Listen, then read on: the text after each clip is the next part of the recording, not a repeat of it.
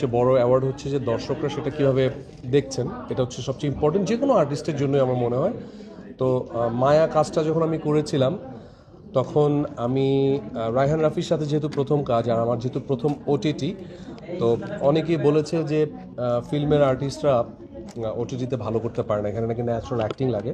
তো এই কথাটা আমার খুব এখানে লেগেছিল। তো আমার একটা নিজেকে প্রুভ করার একটা ব্যাপার ছিল যে ওটিটি যারা শুধু নাটক করে তাদের কাছ থেকে বেশি নেওয়া হয়। তো সেই চ্যালেঞ্জটা আমি খুব ভালোভাবে লুফে নিয়েছি এবং খুবই ডেডিকেশন নিয়ে, এবং রায়হান রাফিকে থ্যাঙ্কস, বিঞ্জকে থ্যাঙ্কস।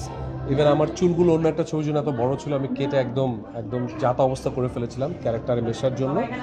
তো সেই থেকে আমার জার্নি শুরু।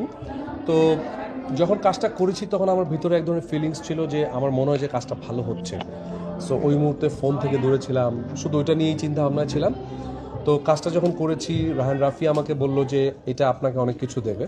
তো আজকে এটা আমার মায়ের জন্য 10 নম্বর অ্যাওয়ার্ড। আলহামদুলিল্লাহ, আমেরিকা থেকে যাত্রা শুরু হয়েছে সে অ্যাওয়ার্ড পাওয়ার, এবং বাংলাদেশের অলমোস্ট সবগুলো বড় বড় অ্যাওয়ার্ডে জুরি বোর্ডরা মনে করেছেন যে আমি এই পুরস্কারের যোগ্য। তো এটার জন্য আসলে আলহামদুলিল্লাহ, থ্যাংক ইউ। বড় উত্তর দিয়ে ফেলেছি, সরি।